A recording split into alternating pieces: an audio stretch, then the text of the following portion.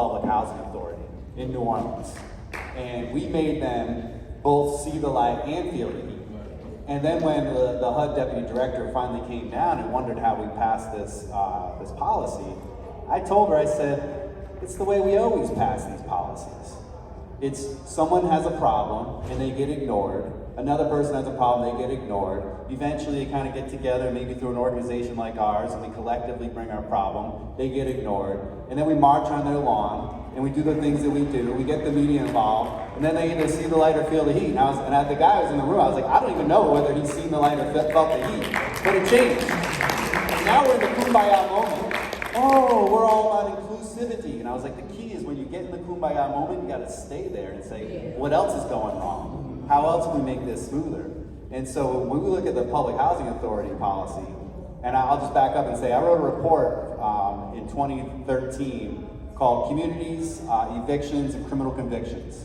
And I took a lawyerly and community organizer approach to this federal Public Housing Authority kind of structure and wanted to break it down for people. And whether you're a civil rights lawyer trying to argue certain civil rights principles, or whether you're a community organizer trying to change the policy through the ways that we do things, either way you could read it and you could get a starting point of like, what should I be looking for? How do I break down and find the policy at the local? And here's the kicker.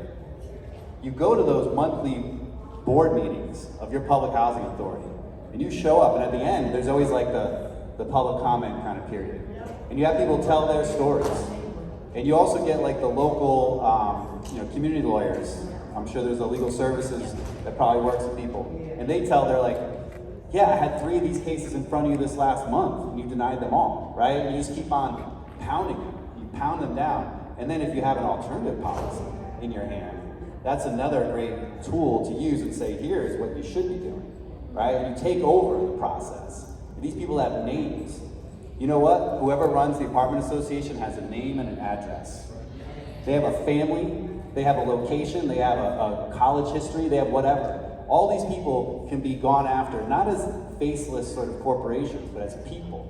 You can camp out on their lawn. You can draw attention to what they're doing, because they love it when they're able to hide behind the letters and all that kind of, and other people, right? No, you go right to them, and you tell them what's wrong. And so there's the Public Housing Authority is a great space where, I don't know how many are in Florida, maybe you know, but basically each city's got one, right?